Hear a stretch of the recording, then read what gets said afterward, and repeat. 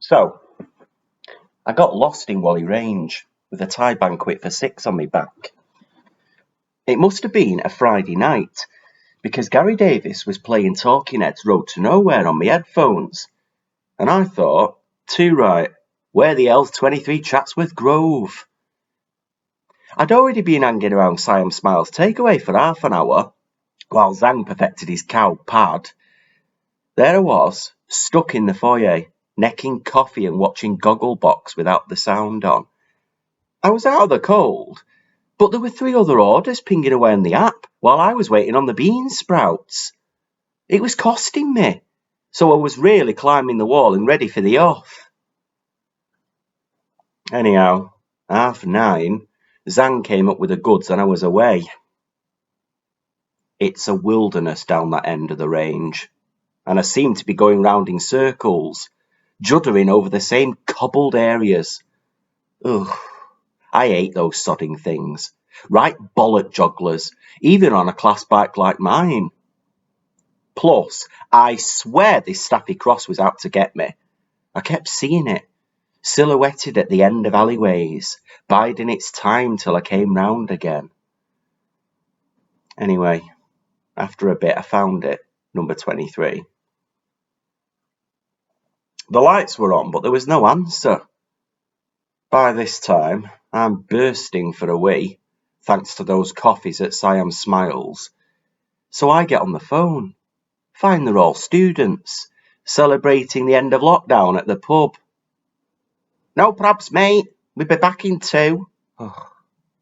By this time, I'm virtually dancing on the doorstep, desperate.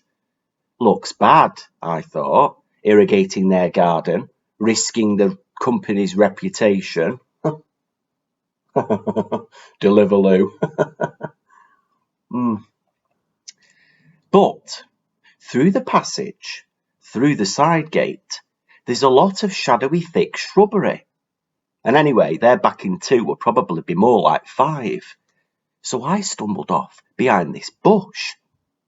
I was working up to a steady stream when a bastard security light comes on. There must have been a pressure pad in the cat mint. Suddenly, it was like peeing next to the floodlight mast at Old Trafford.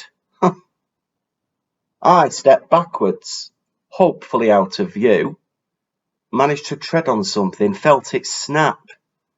My was completed in a crouching position, and then I caught sight of what had broken. A garden gnome, one of those that's mooning at you.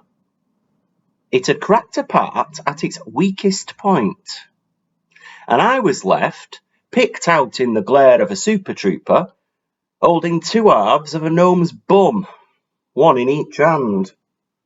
They're surprisingly rough.